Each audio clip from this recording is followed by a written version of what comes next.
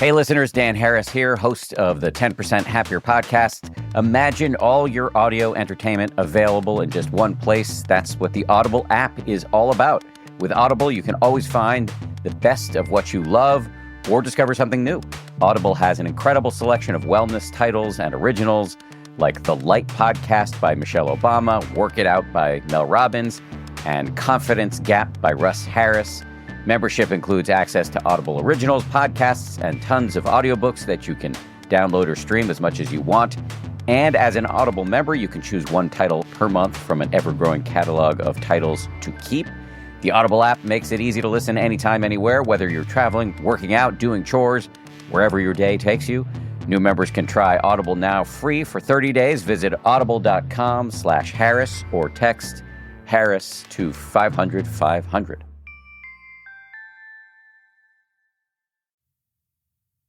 The weather is cooling down a bit. The leaves are starting to fall. Yes, it's that time of year again, football season. And we all know the best part of any game day traditions are the ones that involve food. There's nothing like having everyone in your game day crew coming together to bring their best bites and argue over whose family makes the best chili. And while there's no need to mess with the perfection of game day classics, like a freshly grilled Oscar Mayer hot dog topped with Heinz ketchup and mustard, it's always fun to step out of your comfort zone and get creative with your recipes. Because there's nothing more fun than adding to your list of game day traditions, like making a creamy and delectable queso dip with Velveeta cheese that can be eaten with so much more than just chips. Now is the chance for people across the nation to find out whose game day eats reign supreme. It's your turn to show off your tasty game day food traditions. Go to www.gamedayfoodtraditions.com to share a photo of your game day food tradition to enter to win $10,000. Once again, that's www.gamedayfoodtraditions.com to enter to win $10,000.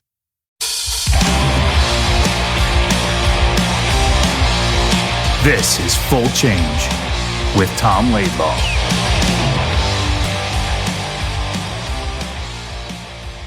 Good morning, Mr. Laidlaw. Good morning, Tom. How are you? I'm very excited today. We have a great guest today. We have a scrappy forward, two-time All-Star, and former captain of the Winnipeg Jets. We have Morris Lukowich on the show today. Captain of the Winnipeg Jets. How are you doing there, Morris? Good to see you. Really good today, Tom. Anytime I get a chance to talk with you, it's a good day. There you go. We played together right at when I first got traded to LA. You were in LA, correct? Yeah, you and I played together, I believe, for about a year and a half. That's right too. And then they got that Gretzky guy coming in, so there wasn't room. So there wasn't room for both you and Gretzky. They had to trade you. Is that what it was? No, my NHL career ran out at that time. Oh, it's all right. Okay. But it was, it would have been nice to have played with Wayne Gretzky, been able to hang in there a little bit longer. Did you get to play with him? Yep, I had about, I think 2 years with Wayne, yeah. Yeah, it's just, as you know, he's such a special guy, right? It's not just the hockey on ice stuff. It's the way he handles himself and the game and everything. So, yeah, it was a lot of fun. It's a good way to end my career. It started off in New York. We had Phyllis Mazzito, and then we go to L.A. and have Gretz there. But the one good thing was when I got to L.A., I didn't have to play against you anymore. You were a pain in the ass to play against, I'll tell you that. Well, your whole Ranger defense, I did not look forward to playing against the Rangers. It started off with, you guys had a huge defense. You had Bubba Beck, who just was crushing checks. He actually hit me one time in New York along the side, and somehow there wasn't a glass along the side. Oh, probably the penalty box was, probably, yeah. Kind of in that area. And he actually threw me over the boards, and my skates almost hit a reporter in the head. Oh, is that right? Like a camera guy. And I stood up on concrete, asked him if he was okay. Yeah. And he actually was a little bit, had this scared look on his face. Sure. And he said, yeah, he was okay. And I said, okay, well, I've got to get back out there. And I jumped over the boards, and I had trouble skating because I had lost some edges because when he threw me over, I landed right on this concrete. I couldn't believe there wasn't any glass. But then after that, it went to Greshner. Yep. Who I played against in the West as a junior. Sure. And Ron was probably the worst hacker-whacker I ever played against. Oh, my gosh. Wow, wait, more than Tom? Oh, I was a cross-checker. Yeah. Tom was a cross-checker, but Gresh was he was a slasher. Oh, my gosh. In junior, I got slashed by him a couple of times across the arms, and in pro. Right. It was not nice. Yeah. And we had big Willie Huber for a while. That was another big man. Yeah, but Willie was nice. He was a game guy. But then after that, it went to, I believe, Dave Maloney. Yep. Yeah, he played hard. Yeah. Oh, and Dave was a guy who hit fair, but he hit hard. And then there was you. If you actually look up your name in the hockey DB, it has cross check. Well, Carol Vadnais taught me a lot of stuff. Taught me they go to the front of the net. You do anything you want to them. And then Carol, he was a terrible slam. He was nasty. He was nasty man out there. Yeah, he was actually he was worse than Greshner. Yeah. So I did not look forward to playing against you guys. It was always and the thing is, New York had crappy ice. Yeah. Oh yeah, I love that. So it was difficult to handle the puck, and so it was so we had you guys running at us, the puck bouncing all over the place. It was just it was a tough place to play. Tom Morris let me know that he thinks about you almost every day, and there's a reason why. Not why you think, Tom. Why is that? You know what happened? There was one time, Tom, that there was a point shot taken, and I was in front of the net. You had just cross-checked me, so there was a little bit of distance between us. The puck hit the goalie, and it went up in the air, and it ended up that I was waiting for it to come down so I could shoot it in. Right. It ended up you took a bit of a baseball swing at it in order to bat it out of the front of the net. Yeah. And as you were swinging at it, you ended up clipping me right here with your stick. And you ended up, I got 10 stitches. That's not But nice. the thing is, you just whacked me. And luckily, I mean, I just got the tip of your stick. Right. Otherwise, I probably would have lost my teeth, even though I wore a mouth guard. But yeah, so I got sliced. But you actually, you took a moment and asked me if I was okay. Oh, okay. Wow, what a classy guy. Yeah, and I took my glove off, and there was lots of blood coming out, so I just skated off the ice. But no, you were good enough to ask me if I was okay. Because I was afraid if I didn't ask you, you run me later on, like spear me in the face or something too. You're nasty out there. Yes, you would. You were nasty. I would have deserved it too. So where did you grow up then? Where was home? You know what? I grew up in the middle of what I call nowhere, Saskatchewan. It was north of Saskatoon, east of North Battleford, a little place called Spears, Saskatchewan, about 150 people. Like, we didn't have an indoor hockey rink. The only indoor rink we had was the curling rink, and it ended up that my brother Mike and Ed became very good curlers, and eventually my brother Ed became he was the world curling champion in 1986. Wow, I didn't know that. That's Yeah, cool. and then eventually he actually coached the American Olympic program for about 9 years. Wow. And so he helped actually the women's team win the world championships a few times, and eventually the men's team, which won the gold in I believe Japan, and ended up that he had worked with them a lot also. So he and actually I learned to become a pretty good curler also. Very cool. But the fact that I got to the NHL is, when I talk with kids nowadays, I tell them that I'm living proof that miracles can happen and dreams can come true. Because the fact that I was able to get to the NHL from where we didn't have an indoor hockey rink is just really is proof that can happen. Yeah, definitely. So you had a rink, but it was outdoor rink, correct? It was an outdoor rink, yeah. And actually from 7 o'clock to 9 o'clock at night was public skating. And then from 9 o'clock to 10 o'clock was shinny. Oh. And we had just this little building that had a log burning. I mean, it was so. Yeah.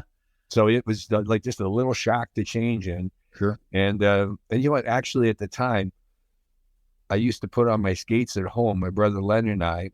And in this little town, the ice were so the streets were so icy. Sure. That we would actually, it was about a 3-block skate to the rink. That's cool. So skate to the rink, and then we'd skate and play and whatever, and then skate back home and take the skates off at home. That's funny. What'd your father do for work? My dad was a farmer. He was a hardworking farmer. He had one section of land, so we grew up helping out on the farm. We didn't have any animals because we lived in the little village of Spears. I had lots of cousins who had lots of horses and cows and pigs and stuff like that. But so he worked hard, and we were out there. We would help shovel grain, and we would help. We actually, part of the way we made a living was that we planted huge gardens, and my mom, and so we would. I spent a lot of time as a young guy picking potatoes or picking raspberries or picking strawberries or a lot of picking. And it was extremely tough work. First of all, to dig them and then to pick them all up. And there was one day that we went to do this, and I was not really looking forward to it because it would be an extremely tough day. But my dad took the tractor, and he ended up attaching a piece of equipment to it that's actually called a rod weeder, and it's used for digging up weeds. Oh, okay. And it ended up that he just ended up driving this tractor through this huge potato patch. He had to go up and back about 3 times. Sure. But this rod weeder actually pulled up all of the plants and all the potatoes. And so instead of having to dig, all we had to do was go and just pick them up. Oh, cool. Digging was a huge problem. I mean, Right. So he just invented that on his own, just thought of it? He invented it on his own. And I can remember when he did that, and we stood there afterwards, and I was standing beside my dad. And I've had some amazing moments with my dad. And I remember he stood there looking at this, and he thought that this is good. And I was thrilled because the workload went from about 10 hours down to about 5. Wow. Yeah. It's amazing, right? You look back, and I've certainly done this in my life where I grew up on the farm as well, right outside of Toronto, so probably not as big a farm as yours. But you didn't realize at the time when you're a young guy that what the farmers and your father, my grandfather, what they did for us, showing us that work ethic, right? Like there was nobody writing in newspaper articles about them. They were going out there every day and doing the work. And if they didn't do it, we didn't eat, right? There's no food. So we didn't realize, I realize now, and I'm sure you do too, you look back and realize, wow, I wouldn't have done the things in my life I've done if it had not been for my father and his work ethic. Yeah. And plus the benefit too is you guys, just by doing this type of work as kids, you become strong, like really strong. Yeah, definitely. Well, actually, we did learn how to put in a lot of long hours. You know, one of the little story about my dad was that on the one side of our house, because we played all sorts of sports. There was hockey, we played golf, tennis, baseball, and it ended up on the one side of our house. We had sort of a stucco on the one side, but then at the bottom of it was about 5 feet off the ground. For whatever reason, the stucco stopped, and then there was cement.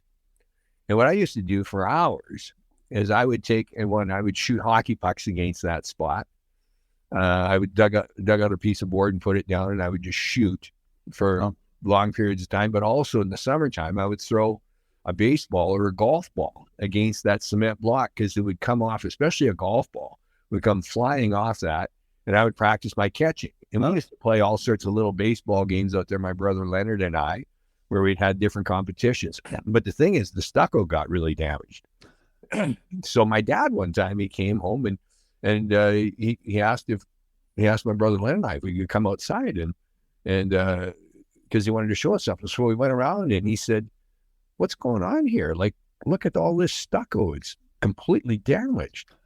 He said, what's happening? And I said, well, you know what, Dad, we play baseball. Like, we throw baseball or golf ball against there, and I shoot pucks against there, and I guess it got damaged. And I remember he looked at it for about a minute. Then he went, "Oh, okay." Instead of him getting mad at us about this, I think he took a look and thought, wow. And like, we would do this for hours. All right. You're working at something, right? Yeah. Yeah. Morris, when you signed the contract, did you fix his house? No, but one of the keys in my actually becoming an NHLer is we left Spears. When I was 12 years old, my mom moved us all to Saskatoon. And a good thing about playing in the country was that I was a pretty good hockey player right from the get-go. And so what happened was I would play in the one division plus the next division, and I actually would play a little bit in the next division. And so it ended up that instead of getting like 20 games a year, I would get 60 plus, and I would go to tournaments. So I got way more ice time than some of the other boys. Right. But what happened was I would have never got seen. And by getting to Saskatoon, it ended up that when I was 12, I was lucky and I fell into an All-Star. At that time, they were just taking the city and dividing it up into quadrants and having the best players from each quadrant play on an All-Star team. And I fell in with some guys, a core group of about 7 guys that we played 5 years together. And we managed to win 3 provincial championships, which is tough to do. Yeah, definitely. Yeah. There was a lot of bloodshed, beating PA, beating Regina, but it ended up with that core group. I eventually played with a AAA midget team called the Blazers, actually, which Kim Claxton also played with, if you remember Claxton. Sure. Yep. And it ended up that our AAA Blazers team went to play in a tournament in Medicine Hat when I was 16. And it was actually the Christmas of 1972.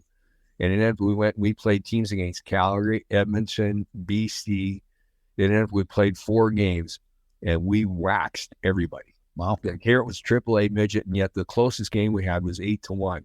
Wow. It ended up at the end of the tournament, I was given MVP of the tournament, which I was a little bit surprised that I actually got because we had so many guys that played good. But it ended up that the Medicine Hat Tigers, at that time, there was a protection list. There wasn't a draft. Mm-hmm. So it ended up that they protected 5 of us.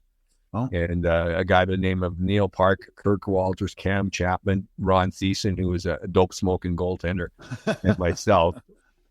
And goalies. Yeah, so that tournament changed my life. And then what happened was the tournament was put on by the Medicine Hat Hockey Hounds, which was sort of like the booster club. But we got put on that protection list. So when we went back to Saskatoon, I wanted to be a Saskatoon Blade. I loved the Saskatoon Blade. Sure. There was Dave Lewis there who played with the Islanders. Kings, Oris Kinderchuk, Jerry Pinder, Tom Pinder. Like, there was these guys that I just kind of idolized. I wanted to be a Saskatoon Blade. Sure. And when I found out that I was on the Medicine Hat list, I actually sent them a letter and told them I didn't want to be. And if they would release me. And I didn't get any answer back. Right. But it ended up, so we came September 1973, and literally I've got it tagged back to, it was September 30th, I got a call from Neil Park. He was one of the other protected players. And like, I was already in high school in grade 12 in Saskatoon. And Neil said, hey, if we want to try out for junior hockey this year, we've got to go to Medicine Hat. The tryout is on Saturday. And I said, you're kidding. That medicine and what? And he said, yeah. And I said, I want to be a Saskatoon Blade. And he said, well, but they've got our rights. So if we want to actually try out, we've got to go there. And so he said, well, you think about it. The car leaves tomorrow at 4:00. And so he says, talk it over with your mom and dad. So I talked over with my mom and dad, but it was really my brother Ed, who was 10 years older than me. He was my mentor growing up. He taught me so many sports. He said, you know what, Morris, if you ever want to be an NHL player, it looks like this is the next step. Right. And I talk about that next step, and it's such an important thing. In that next step, I got into that car with Neil, Kirk Walters, Ron Thiessen, the dope smoking goalie. And all I can remember about the tryout is that I was scared. There were so many big guys. I was 140 pounds. And what, were you 17-year-old? You were 17 at that time? Yeah. And I was just skating as fast as I could and just seeing if I could, and it was rough as could be. And, but it was one thing, I was okay with the rough stuff. And so we got to that day one finished, and there were the cuts up on the wall, and I went and looked, and my name wasn't on there. But Neil's was and Kirk's was. Oh, the goalie and I got to day 2. Mm-hmm. And it ended up that next morning, a very, very hungover Neil Park and Kirk Walters, because they got drunk after getting cut. And then they got into the car, and I remember the car went down the street and it hit a dead end where the railroad tracks were, and it made a left turn. It was gone. And I remember I was standing there feeling very kind of alone. Sure. And I remember a thought went through my head is I better make this team because it's a long walk back to San. There you go. Yeah, nice. Definitely. Did the goalie try to get you some pot to calm him down there? No, but you know what? He was a pretty good goaltender. He played a little bit, and then they let him go. But he would have been better had he stayed away from the pot. Yeah, no kidding. Yeah. So how many years did you play in Medicine Hat then? Played 3 years there, and some of the guys, like, we got there right after Lanny McDonald and Tom Lysak. Oh. So Morris, you had a great junior career, and especially your last year, and then you get drafted in 2 leagues. So at that point, how do you decide where you're going to go? And the two leagues were the NHL, obviously, and then WHA. Right. You know what, by the way, the one thing about junior, though, is like I got to play with a couple of incredible players. One who I just chatted with the other day was Doc Murdoch. Oh, good. We're going to have him on the show, hopefully, too. Yeah. Yeah. Oh, Donnie actually still holds the record for the most goals ever by a rookie in the Western Hockey League, which was 80. And then in that final year, he got 88 goals. I had 65. And our other centerman, Greg Carroll, who got drafted by, I believe, Washington Capitals. Yep, you're right. Yeah. Ended up with 60. So at that time, we were the highest scoring line ever in the history of the Western Hockey League. Wow. Yeah, but I mean, Donnie was just such an incredible. So when you get drafted by the Winnipeg Jets. They were the WHA at the time? No, I got drafted actually. So a quick little story about this, Tom, because this is really magical. It's something that I coach young players on. Is that I've looked back to where my dream of someday being an NHLer and the why behind it. And it's like Simon Sinek says, start with why. Yep. And what happened is I can remember as a young boy, I was about 5 years old, and we were back in Spears, and we were watching Hockey Night in Canada. And I was sitting on my dad's lap on his left side, on his heart side, and my brother Len was sitting over on the other side. And we were watching Hockey Night in Canada on Saturday night. Now, the thing is, at that time, Tom, we had black and white TV. Sure. Yeah. And I don't know why they call it black and white, because it's mostly gray. Yet, what happened is we didn't even get the full game. All we got was the second and third period. Oh. And what would happen is that Foster Hewitt would come on, and he would actually explain what had happened in the first period. Oh. He would tell us what had gone on, and they might interview some hockey player, but then we would get the second and third periods. But I can remember sitting on my dad's lap, and I loved my dad. And he would be talking about some of these stars on the TV, like Gordie Howe, Bobby Hull, Dave Keon, Henri Richard. Yeah. And I'm convinced that what happened is I was sitting there was a thought that if I could be one of those guys on the TV, that it would really make my dad happy. Oh yeah, sure. Yeah, and I've looked back and I've thought about it. That many times when I was out on the ice doing the extra 10% that I believe got me to the NHL. Sure. Yep. Instead of the 100%, I gave 110%. Like I pushed a net up and down the ice. Sure. At the end of practice to develop leg strength. I was doing it for myself, but I was also doing it for my dad, which made it even stronger. That's very cool. So who were the two teams you got drafted by then? So what happened was I got drafted by the Houston Aeros in the WHA, right, and I got drafted by the Pittsburgh Penguins in the NHL. Oh, I didn't know that. Okay. Yeah, but one little thing was when I was at the age of 10, like I've reflected back on this, is that, and my brother Ed and I, we actually walked into the Midtown Plaza in Saskatoon. It was a mall. We were going into the Eaton store to buy a baseball glove. And all of a sudden, when we walked in there, like I had never met a professional hockey player before. And we walked in and I looked, and they're sitting at a table doodling away on a piece of paper. And he had on a blue blazer with a blue shirt open at the neck. It was Gordie Howe. Oh, yeah. And he's from Saskatoon, right? Well, yeah, Gordie came back to Saskatoon and worked there during the summer. He worked for a cement company. Actually, Gordie would haul cement bags 2 at a time underneath each arm, right, from the truck to the mixer. That's right. A lot of people don't realize that back in those days when Gordie Howe was playing, they didn't make enough money to just survive off that. They had to work during the summers, right? They did. Yeah. And he worked hard. Yeah. So anyways, he was sitting there and I looked over at Ed and I said, Ed, is that Gordie Howe? And Ed looked and he said, what do I think it is? And then I started to panic. I said, well, what's he doing here?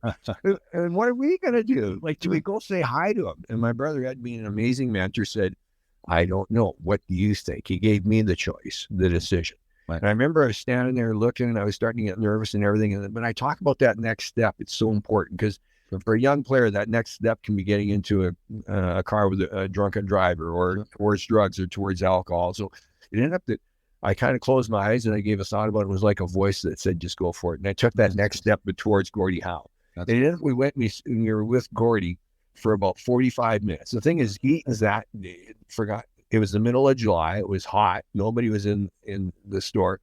Eaton's had forgot to tell anybody he was there. And we got to be there with 45 minutes. So Gordie, actually, I was on his left side, just like with my dad. And it ended up that he hardly talked with me. It ended up that he and Ed talked for 45 minutes about hockey, curling, baseball, golf, and fishing. And what happened is in the end, Gordie looked at me and he said, Morris, would you like one of these cards? He had these little 3x5 cards. And I said, yeah, I'd love one, Mr. Howe. And he said, by the way, Morris, what do you love most about hockey? And I thought about it for a second. I said, Gordie, I love to score goals. Oh. And he laughed. And so then he started writing out the autograph, and he was make 2 MAUR. And I stopped him. I said, Gordie, Mr. Howe, my name is actually Morris, Morris, not Maurice. And he said, well, but you said you love to score goals. Maurice the Rocket Richard is such an incredible scorer. Oh. So are you okay if I sign it to Maurice? And I thought about it for a second, and I didn't really like the idea, but who was I to tell Gordie? Yeah, no kidding. I said, sure. So he actually made out the autograph to Maurice, scored lots of goals, Gordie Howe. I took the picture home, I put it up on the wall. Beside, I cut out a picture of Bobby Hull pitching a bale of hay where he looked like the Incredible Hulk. I've seen that picture. Yeah, that's a good one. And I put that up there, and at night when I would say my prayers, and I feel this was so important, and a piece of my getting the NHL, I'd say, Lord, please, someday, can I play with Gordie Howe? And while you're at it, will you throw in Bobby Hull? So it ends up Gordie leaves, he retires, but then he eventually comes back to play. Yeah. So I get drafted by Houston, Pittsburgh. In the end, I was on the phone with Ren Blair. My agent, I couldn't find him when it came to negotiating my contract. He was busy negotiating Donnie Murdoch's and Greg Carroll's. Sure. I could not find my agent. So it ended up my brother Ed and I actually negotiated my first contract. Oh. And it started off by Pittsburgh saying, this is what Ren Blair said, this is what we'll offer you. And we said, well, Mr. Blair, we'll call you right back. And I remember he went, what? And I said, we'll call you right back. We're just going to give the Houston Aeros a call. And he actually got somewhat perturbed. And he went, okay, well, call me back. So we called Bill Dineen in Houston. And Bill's famous coach. He has 5 sons that played pro hockey. And we'd say, Mr. Dineen, what are you offering? And we went back and forth, and eventually the contracts, both of them said, hey, that's it. That's as high as we'll go. Right. And I remember my brother Ed and I, we looked at the contracts, and they were the same. The thing we didn't know is that teams had budgets. So first rounders got so much, second rounders got so much, and I kind of fit in there. Yeah. So it ended up that Ren Blair called me back, and I remember he said, so what's it going to be, boy? Like that song, there's a line out of Paradise by a Dashboard Lights by Meatloaf. So what's it going to be, boy? And I remember he says, you're going to come and play in the NHL with the big boys? You're going to go to that other league. And I remember I looked over at Ed and I said, what do you think? And Ed, being a fantastic mentor, said, I don't know. So I was thinking NHL, WHA, Pittsburgh, Houston. I remember I closed my eyes and I was thinking about it, and there was like a voice that said, go play with Gordie Howe. Oh, yeah. Yeah. So also Morris, what you're saying is that anyone can be an agent, right? Because Tom was an agent. Actually, we learned very, very quickly. And it ended up that I fired my agent after that too. Wow. Good. Yeah, you didn't need him. Who needs them anyway? So you get to Houston. Does Gordie Howe remember you? You know what? He remembers actually talking with Ed, but just want to finish that. So I got back on the line with Ren Blair, and I said, Mr. Blair, thanks for the offer to come and play in the NHL with you in Pittsburgh, but really, I just want to play with Gordie Howe. To which he said, well, you little shit. Oh, did he? Wow. Oh, you will never play a day in the NHL, and hung up. Oh, wow. And I remember I looked over at Ed, I said, he hung up. And so we got on the phone, we called Bill Dineen, we said, Mr. Dineen, I really want to play with Gordie Howe. Which, Tom, was, I believe, the best hockey decision I ever made. Oh, no kid to be around him, yeah. Yeah, to play with Gordie. Right. And he's, and actually to play with Mark and Marty too. They are just two of the. Right. So how many years did you play in Houston then? I was there for 2 years. So I got to play the 1 year with Gordie, Mark and Marty. And then they signed a contract with Hartford. It might have been the New England Whalers. Yep. And so then I got to play against Gordie too. And I'll tell you what, I'd much rather play with him. Oh, yeah. I got a few elbows and from him, although he actually went pretty easy on me, because if he really wanted to get somebody, he would use this. Oh, I've heard some stories. Yeah, definitely. So 2 years in Houston. Where'd you go after that? It ended up that Houston folded in the last year of the World Hockey, in 7th year, and 7 of us got purchased by the Winnipeg Jets, because at that time the New York Rangers kind of hurt the Winnipeg Jets by signing Anders Hedberg and Alfred Wilson. That was actually the irony, was John Ferguson signed them. That's right. Yeah, I got them to come to New York, and then about 4 months later, Fergie got fired by the Rangers, and he became the general manager of the Winnipeg Jets. So, So when Winnipeg gets absorbed in the NHL, did they protect you, Morris? I was one of the 2 protected players. There was Scott Campbell, God bless his soul. He just passed away. Oh, I didn't know. About three months ago from a brain tumor. And there was Scott and myself and 2 goaltenders, Marcus Madsen and I believe Gary Suke Smith. But we lost so many players. That was, you know what?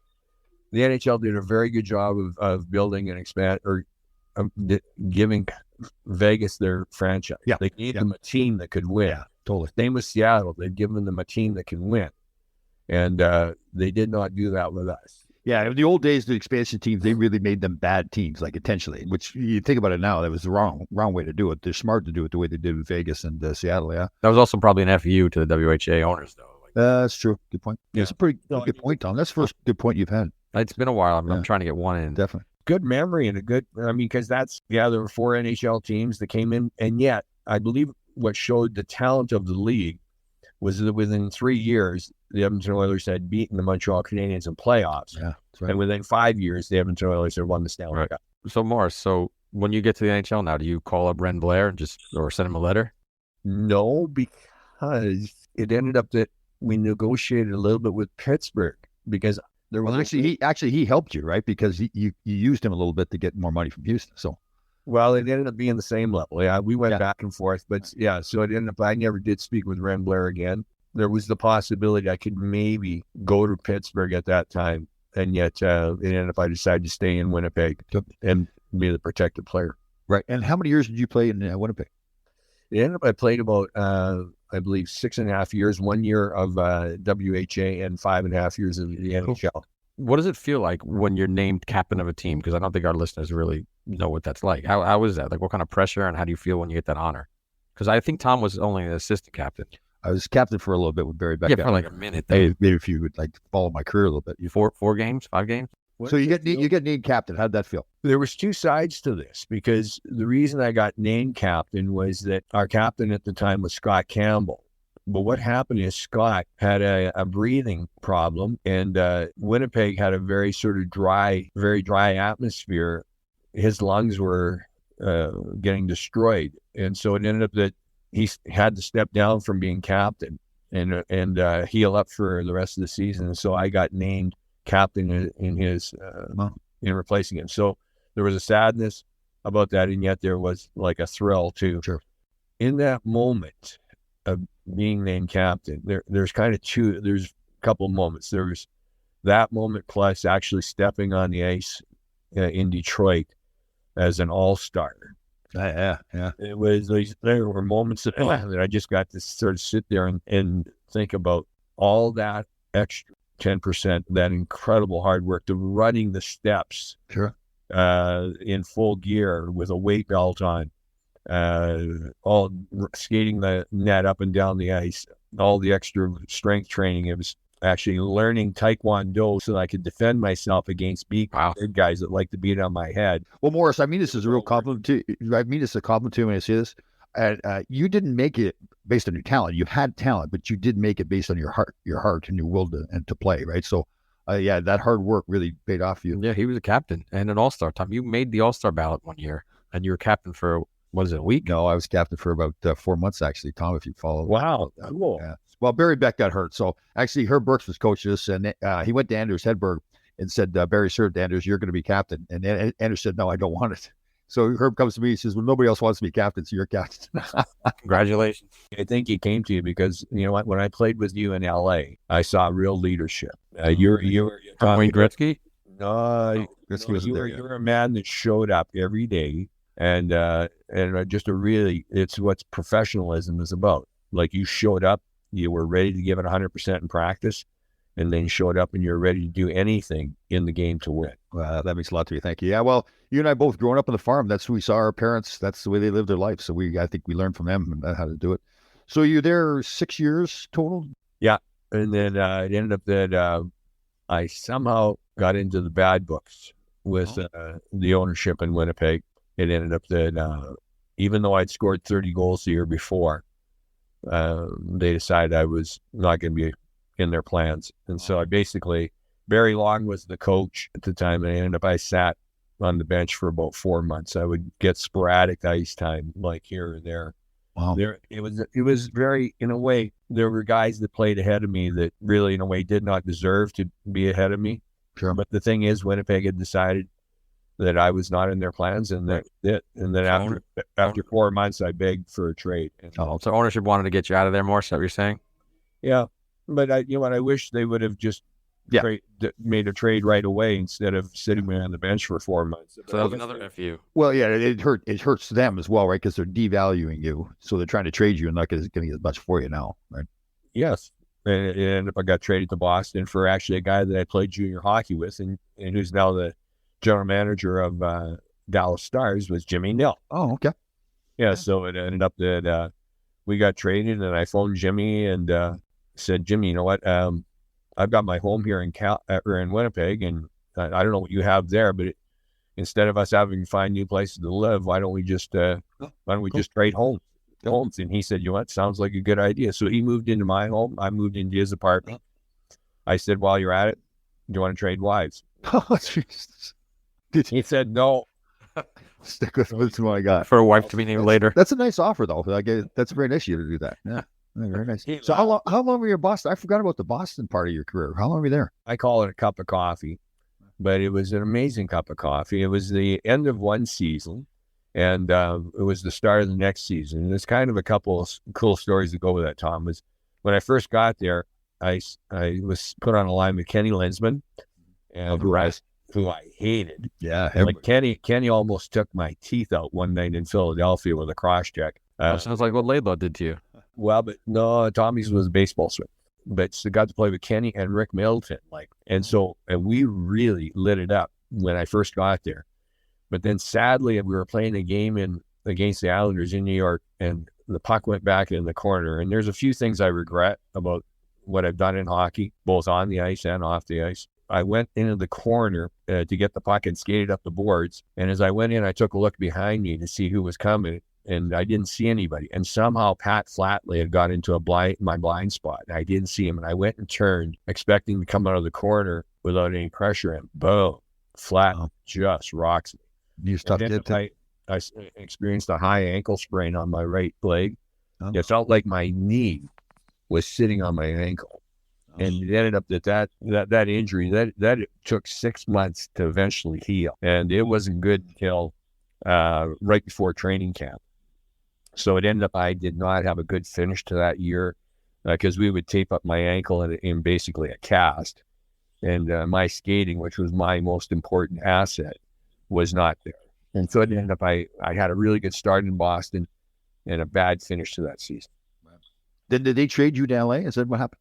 No, what happened was the next year, it ends up along the way too. I have a bit of an argument with Harry Sinnen?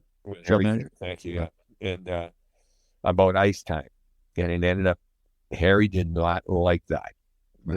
I told him I felt I deserved more ice time, and he said that, no, actually you do not. And I got into his bad books because of that one conversation. So when we come to the training camp the next year, Butch Goring, who I played with, that because he was still a player with Boston, was now the head coach with Mike Milbury, assistant. And as we came to day one of training camp, they did interviews with players. So when I came, what happened was that summer, I kept track of every workout that I did, and I put it in a book that I had. And I worked hard that summer to get ready for that year. And luckily, my high ankle sprain had healed. But that summer, it was even tough for me to run or to play tennis, but it finally healed up. But I worked extremely hard with all the strength training you did, all the biking, rollerblading, running long distance, sprinting. So I was in such incredible shape when I came to camp. And in that first meeting, just as we were going to go talk, I interrupted them. I said, Butch and Mike, I said, I know Harry's got me written out of the plans. I know Harry hates me with a passion. And I said, but you know what, give me a chance. And I put this book out in front of them of everything I had done and during the summer. And I remember Mike picked it up. I said, this is all the work I've put in this summer. Every one of my trainings is logged. I said, I'm in such good shape. My leg's better. Give me an opportunity to make this team. And I remember they sat there. Butch sat there and he thought about it for about a minute. And it was a very awkward minute. And in the end, he said, okay. And he says, you're right. Harry hates you. At least you got an honest answer, yeah. Yeah. No, literally. That Butch, if you know Butchie at all. Yeah. I mean, Butchie, he cuts to the chase rather quick, which makes him a very good coach. Sure. And he said, so you better have a really good training camp. Give me something so I can have you on the team. And I said, okay, that's all I want. And it was a very short meeting. And then Mike said, are you okay if I keep this for a day or two? And actually, Mike Milbury kept the book that I kept all the hockey records in. I don't know why he wanted it, but he kept it and he gave it back to me in a couple of days. Oh, there you go. So it ended up, I led our team in scoring in the training camp. I had a tremendous training camp. And then there was amazing, just one of the coolest meetings I ever had was with Butch and Mike. And it was just right before the season was to start. And we sat down and Butch looked over. He says, you know what? You've earned it. He said, you've got a spot on the team. Oh, nice. And so the season started. But this is what's the shitty piece of this. But so I go to the trainers and I only had about 6 sticks coming in to camp. And I used a specific lie. It was a Mark Howe lie with a lie 7 and with a specific kind of curve on it that shot the puck low. It was kind of tipped over. I went in and I said, hey, I'm running out of sticks. Where's my sticks? I remember the awkward look on, I forget who the equipment manager was. He looked over and says, well, you know what? You haven't got any more sticks. What, Harry Whittler buy? Yeah. I looked, what do you mean? And he said, when we put in the stick order, Harry took your name and scratched it off. That's old school, but that's the stories I've heard about those guys there in Boston. Yeah. Well, so he said, so you haven't got any sticks. So then what happened was it ended up, I finally ran out of my own sticks. They broke. I attempted to use Ray Bork's. I attempted to use Matt Tayleen's, but none of them were my lie. So after about 30 games, I think it was or so, where Charlie Simmer had 17 goals and having a heck of a year as a left winger, I had 2. And it ended up that Butch came to me. It was in Toronto. He says, you know what, Morris, Harry put you on waivers today. You've been picked up by LA. Oh, well, I know it's waivers. Okay. And then, so you played like a year and a half there in LA, right? Right. Yes, they did. And by the way, in my experience in the NHL, one of the worst feelings that I had was actually being put on waivers. Yeah, right. Because it is a team that's saying, hey, somebody please take this bag of garbage off our hands. And so when I got to LA, one of the coolest moments I had there was, and it was actually the last goal I ever scored in the NHL. It was December, I believe, 30th of 1986, and we were playing the Boston Bruins. And it was 1-1. We went into overtime, and Ray Bork was bringing the puck up the ice, and he lost it, and it went to Jimmy Carson. And I kind of was doing a Wayne Gretzky. I was coming back late up the ice, and then I remember I thought to myself, wow, I'm gone. All I got to get is the puck. And there was Jimmy. Jimmy was one of the best passers, and I was thinking, do I yell to him or do I wait? And there was a moment, and I was thinking, because if I yell, somebody might come for me. And it ended, all of a sudden Jimmy looked up and he saw me, and he just put this perfect pass on my backhand. And you know what, Tommy, it was kind of a cool thing. I went in and scored the overtime winner on Billy Ranford, but time slowed down during this goal.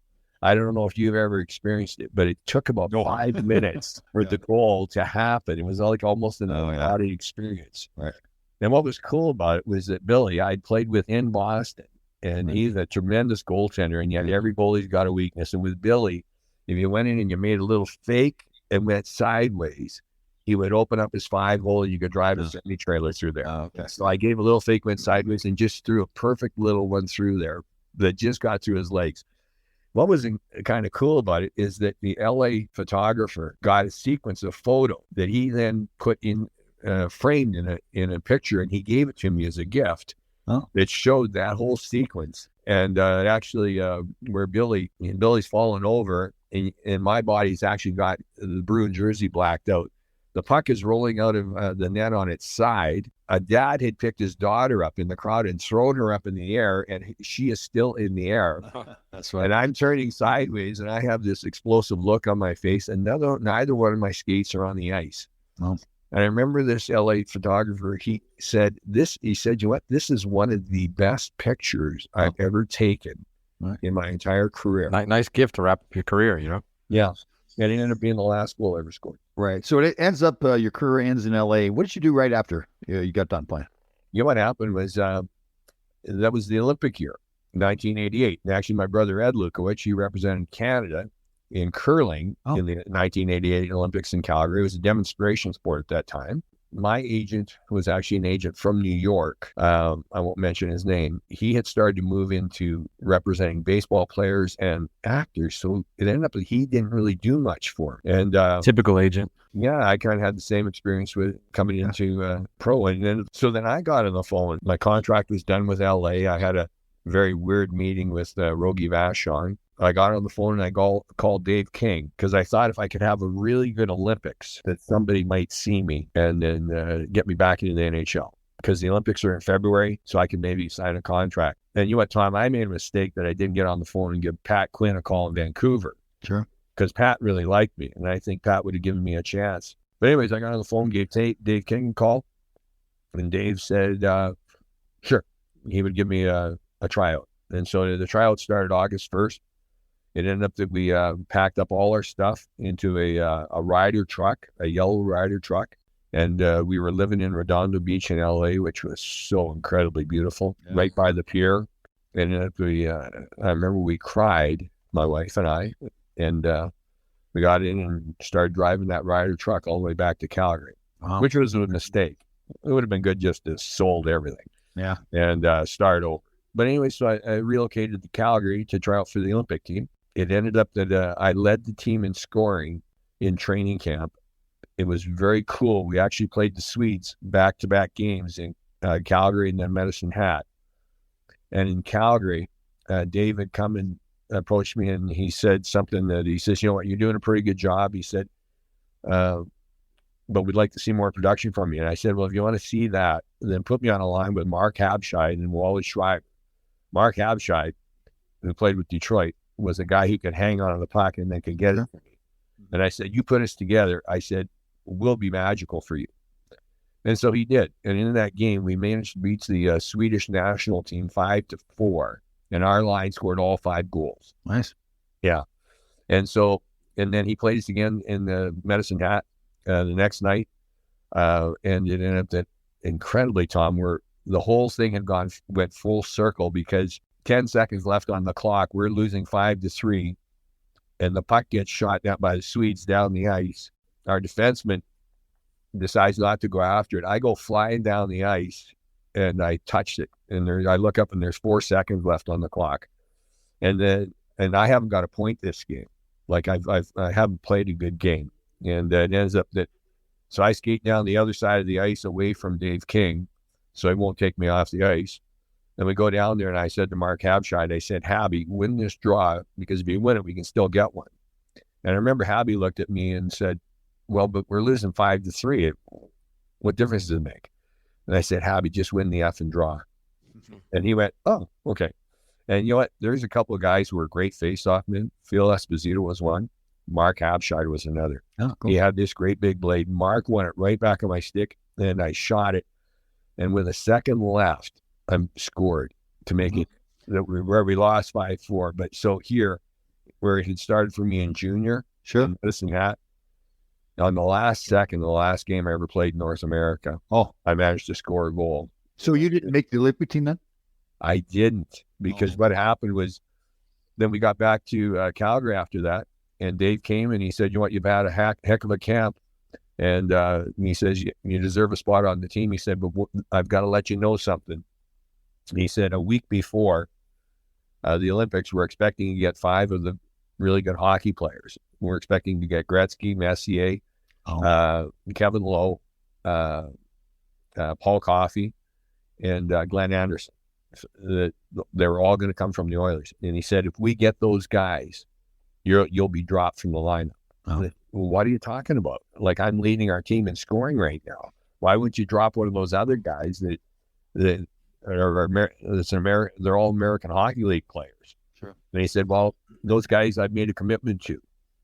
And so I'm not going to, I won't, you would be the guy who will get dropped. And so and I said, well, this doesn't make sense, Dave. Like, it sounds to me like you're really not interested in winning. He did not like that comment. Yeah, I can see that. And it ended up that he said, well, think about it overnight and then come back and let me know. And so I came back the next day and I said, well, I really, like, I'm making a big commitment to this team. Like, I'm looking for the commitment back from you. And he says, well, I'm not able to do that. He says, we get those 5 players, you'll be dropped. And I said, well, then I won't play under that. And so it ended up that I went from there. But the good thing was Dave actually found me a job too, playing with Wayne Fleming, who was head coach of the University of Manitoba. And ended up Wayne was over there coaching. And so I went and played for Wayne in Italy and had a really good season and a fun season there, and ended up starting a European career where I played over there for 5 out of 6 years. Oh, very cool. Well, listen, Morris, it's been great to have you on the show. You're a really interesting story, and I was always impressed by you, your work ethic, and your heart and all that. And you explained all that in your upbringing with your family and everything. So it was great to have you on the show. You're a great man. Tommy, thank you. And by the way, I enjoyed watching on Survivor. Oh, good. Yeah, good. He was eliminated very early, though. Didn't have to watch too long. Good to see you, brother. Thanks, Morris. Good to see you. Okay, God bless both of you.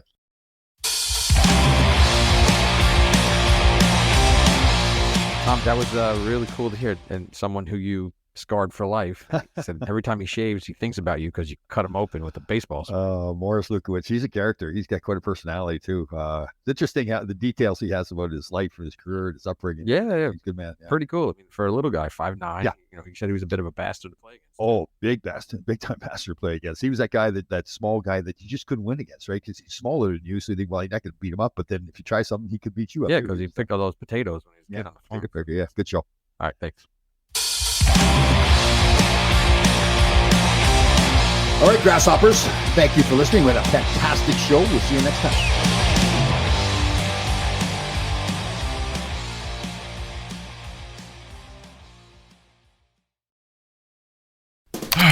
Hey, boss.